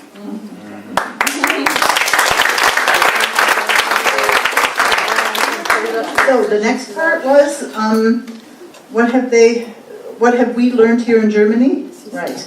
Can someone answer that? That's a deep question, I think, yeah. I'd rather prefer to leave this question to my colleagues, because I suppose that you're closer to the history of school education in Germany in this sense. I'm only 43, so I can't say. Why not 42? I'm beyond the answer. That's the point. It's hard to say because the German school system, I would say it's not like in the core of it, it's not democratic. And school is not a democratic institution, not at all. Still, it's organized in top-down hierarchies, and well, the funny side being that teachers don't give I'm impolite now, but they don't give a shit what the headmaster says. Yes. So they can do. So it's an interesting system. There's a hierarchy, and still teachers are like they have some freedom to do what they want because they have a lifelong contract. They're civil servants. They're civil servants, so they can't be thrown out really. So they have a lot of freedom, and if they don't do anything really bad, they don't have to fear anything, unless they have a big conscience and they have a responsibility, so they think they should do what the head teacher says. But well, it's a contradiction in itself. But that's not the point now today. I think the problem is that we don't accept that we can't teach democracy. And I'd like to say to you, I don't want to teach rules. I want to talk about rules. I want students to find rules that work in a society or in a group or in a team. And sometimes I tell them what my opinion would be. But teaching is not. It's not the right way. So it's the same with democracy. You can't really teach. You have to do it. You have to find situations in everyday schooling in each lesson where students can participate, where they can make decisions, where they can find their way, where they can discuss and work together and share. And I think that's the way. And maybe it's the only way. I don't know. I wouldn't agree with you in a point, because as a headmaster, I think that the teachers had the responsibilities, that there is a component of accountability that they should give in front of the headmasters, and this is something that happened also in our countries, because the headmaster has not the power to push the teachers to do things on the way that it's right. And also, when you mentioned the problem that the process of preparing teacher in your country, also in my country, with 2 months of practices, you can be a teacher. And now I am figuring out something that I back myself to the period of my studies, and I think that the first step when we should start to teach democracy through education, I think it's university. There, teachers should be prepared to teach democracy through education, because, as you said, they are social changers. Thank you very much. Thank you.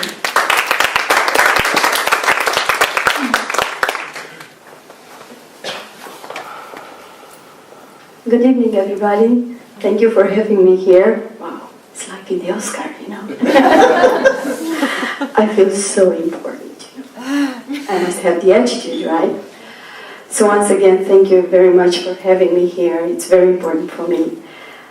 I've been into so many classes lately, you know. Everybody was talking about democracy in education. I believe that was the basic thing. I would like to ask the four of you, if you allow me, what is, according to your opinion, the secret of democracy in education? I will give you a few seconds to think about it by mentioning that all the answers will be taken into account, of course. That's the democratic way.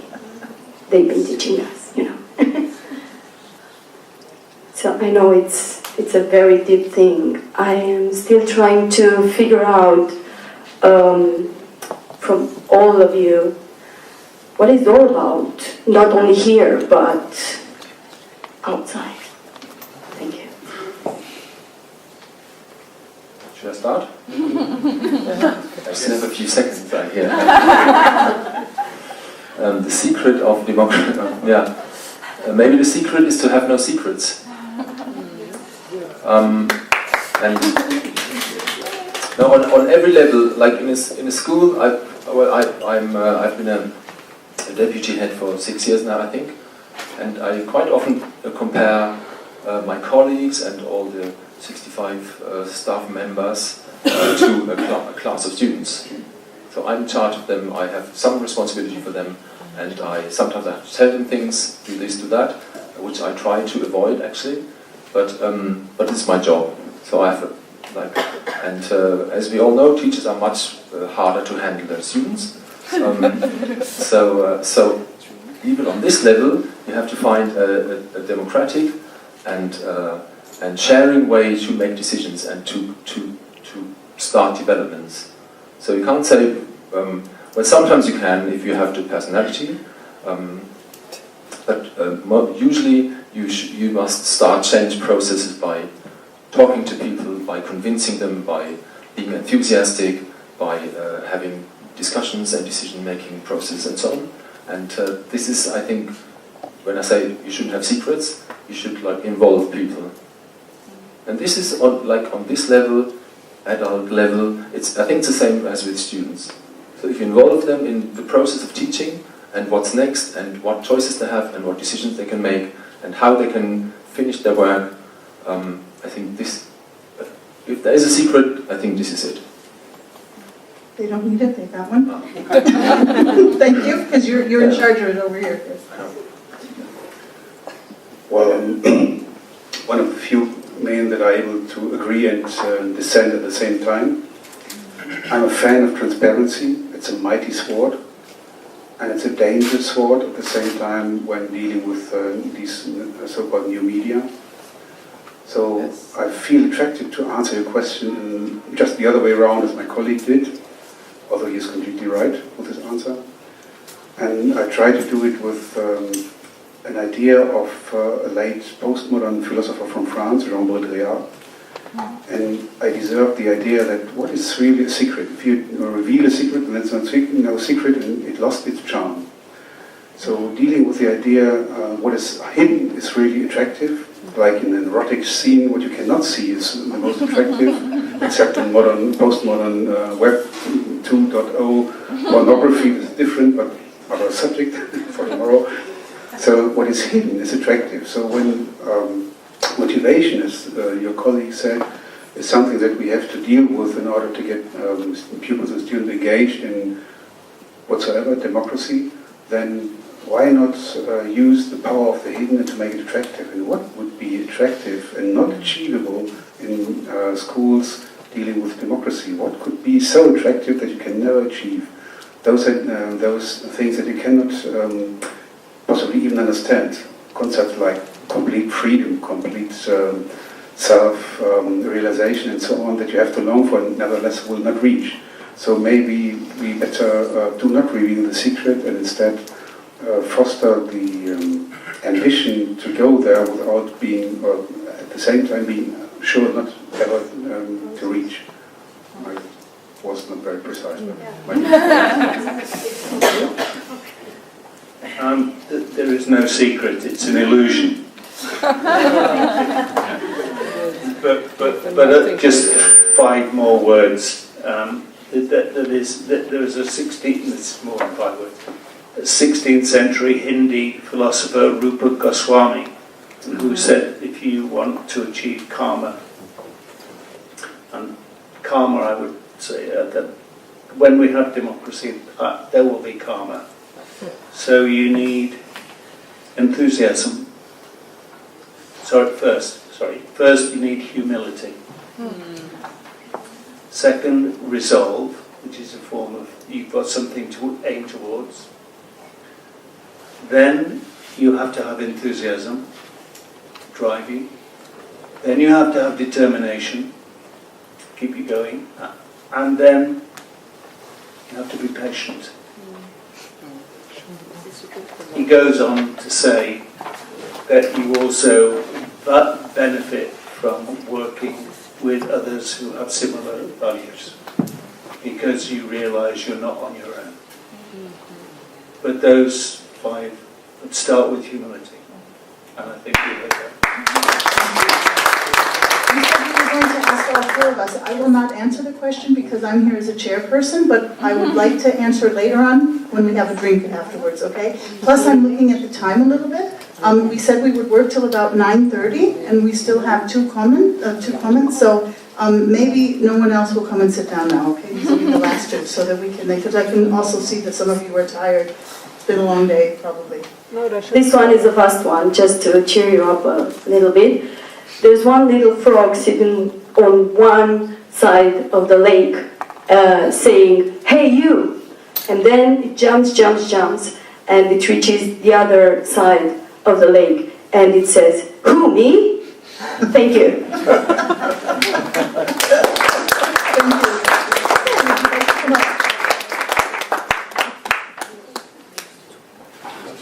So, good evening everyone.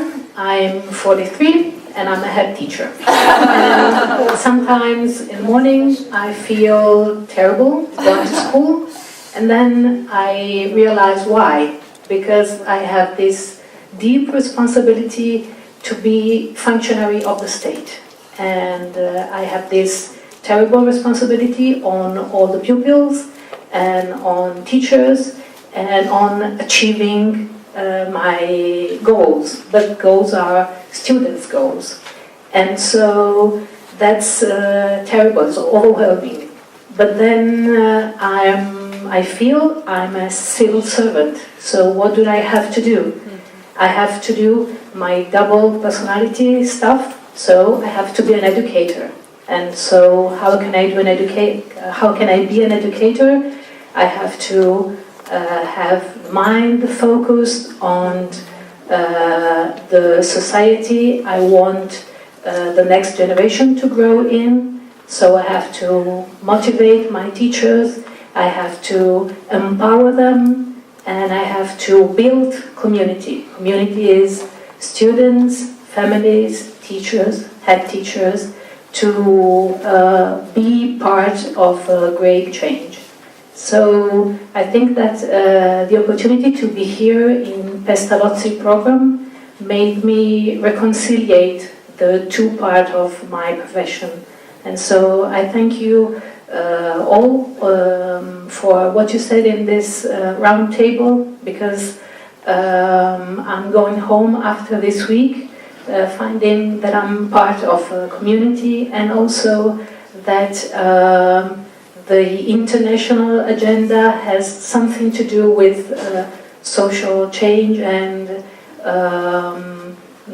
creating new skills and competence for democracy. So what I'm trying to do is build with my community new attitudes toward the change. So I think I can have an answer on this, but development I believe in, or maybe something else, maybe not.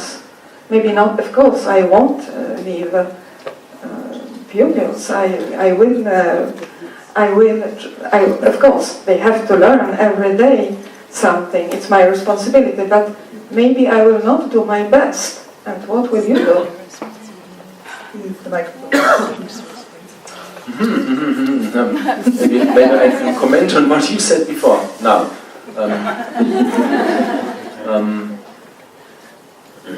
I'm not thinking of my role as a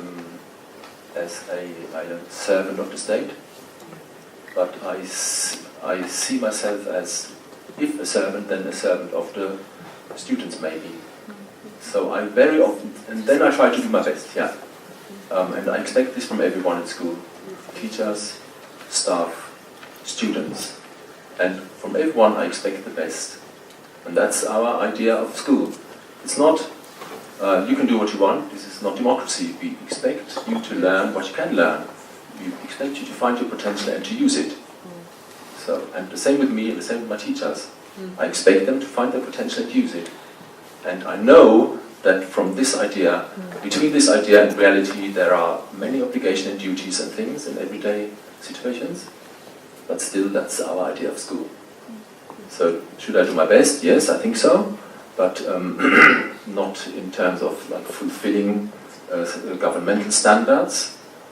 because if we try to do this all the time, we can stop our school. And the only way school works is if you do things that you're not supposed to do, and to not do some things you're supposed to do. So that there's no other way really. If you want to do it properly, at least in Germany, you have to interpret the rules freely, or find a way to do the things you think are good and make sense, and do them. So yes, try to do your best. And well, I know that if you try to achieve 100%, it costs a lot of energy to fill the last 20. So I'm aiming for the first 80 or 85, and I think that's the best we can get. And forget about the rest. And perfection is not what we need, because no one's perfect, and we don't expect perfection from our students. So this might be another answer to the secret question. Don't aim for perfection. I don't know. Okay. Thank you very much. Someone else has creeped in, so we'll have the last person come and last comment. Okay, thank you. My name is Bernd, and I'm not part of the Pestalozzi program. I'm a trainer of a different course which started today. And I'm also a head teacher of a little school for children with learning disabilities. How old? Okay, and I'm also interested in transformation school system. I listened to you all here for the whole evening. I got several questions because sometimes I think I have to think about that radically. And I talked to you, I hear you talking about anarchy. And I'm looking for the teachers in school who have to be these anarchists the whole day, and I see who cares for their field. They are afraid of being not right. And there are so many things in the whole system which uses also the social media to make them feel, to be afraid. And how can we help them not to be afraid? And everybody wants to be seen, but nearly nobody has the courage to show himself, even except calm and public seen. So how can we train not only the students, the teachers, and the teachers, and ourselves to be encouraged to show ourselves and to talk what's really in us. We can sit here and talk what the students should do, what the teachers should do, and we do it in the same way we criticize. Exactly. So, for those that are going to answer, could I ask you to keep it brief? Not too long, because this is a whole new pot of of answers, I think. Who would like to comment? I will, while Andreas has finished his writing. No, please. In dealing with anarchists, we should remind what anarchists are. Anarchists, I made an exam thesis in the 80s on the Spanish anarchists in the 1930s and so on. These people have been guys with very tough discipline, with very precise and concrete ideals. They knew what they lived for. They had ideals beyond themselves. So this is a reminder to the Viktor Emil Frankl idea. What is the sense of what you're doing? What you are there on this planet? What for are you there on the planet? So there is this ideal thing. Plus, they had a very high dose of discipline and also of courage. Second point. I understand clearly your point with social media and the ambivalence which they bring into your profession. And the point is we need to make teachers have courage. And the question is, how do we give courage to people? One thing is the courage that you yourself have to give you because no one else can do it for you. I come back to my same point of the whole evening. When you do not feel your sense, do not have belief, maybe another source of strength and power, then it will be difficult to get courage. And the other thing is, it's a kind of question of the communication systems and the feedback systems that we have in school. So how do we deal with each other? How do we treat each other? How do we greet each other? And so on and so on. How much feedback and, how can I say, positive feedback can we give each other to make people feel proud of themselves and happy to be there where they are? So this is a question back to you and to your daily routine. Okay.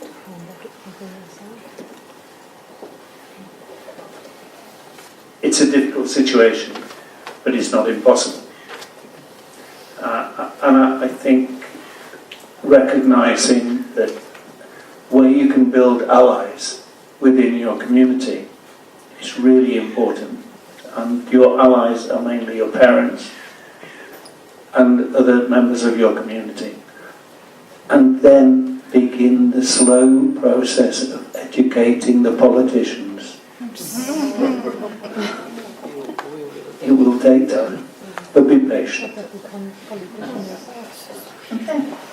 Would you like to add something? No, not at this point. Okay, great. Thank you very much for coming up. Also, the non-participants. Thank you. So, it's 9:30, or a little bit past 9:30, and I think we'll come to an end. I was going to ask everyone to give like a final statement, but I don't, should we still do that? Would you like to give a final statement? Okay, just a quick summary of what you're taking out of this. That would be maybe interesting for the group to get. What are you taking with you? Pestalozzi offers a lot. What you take away with do not forget. It's easy over time to lose the impetus. Keep taking the tablets and you will grow in strength. And remember, you are not alone. And correspond with one another. Make the links. The Pestalozzi community will continue in terms of corresponding and the use of the social media. So make use of that. And there are some incredible people here. We looked at the choir of the future. My grandfather always used to say, it's never tomorrow, it's always today. Recognise that you live in the present, but in living the present, create a better present the next day. Give yourselves a present. And the last present I would ask you to do is, if you ever get the chance, ever create the opportunity, and you can, time is what we do with it. Please take the opportunity to talk with others, but before you do that, become a child in your school and follow a child in your school for a day and feel the experience there, and then encourage others to do the same, and then have a discussion about how you're educating in your school and what you seek to do.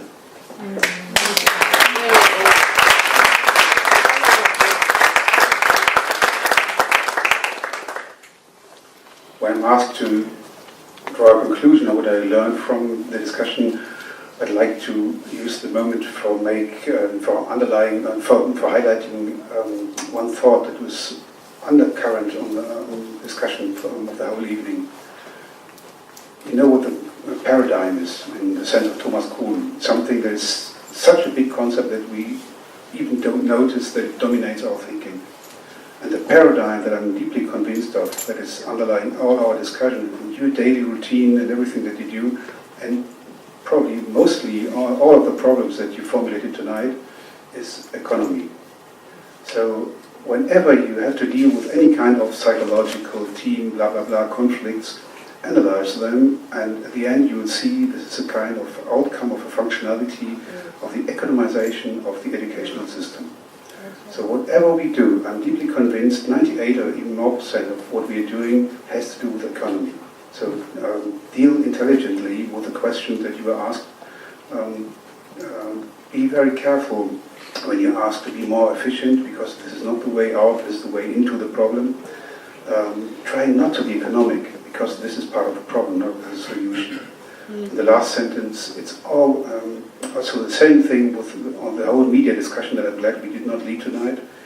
The bad thing of new media is not being present and concentration deficits in your students and so on. This is only the surface. The bad thing of new media usage in school and how they dominate the social behavior patterns around schooling is the capitalist side of it, the big data thing. So what happens when you really use these media things in school and when you once again become on a deeper layer another function of capitalism in this part of society? This is the real dangerous part of media, and this goes much deeper than the other thing. So I'm summarizing my own argument. Watch out for all functions that you have where economy plays an important role. Try to analyze them and try to decide, do you really want to be part of an economic system? And is it why you became teacher? And if not, what else are you there for?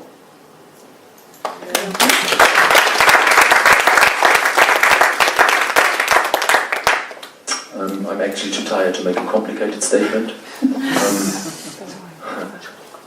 So I think that I think the most important thing is in schools is to treat the students with respect, and then everything else comes along. Thank you.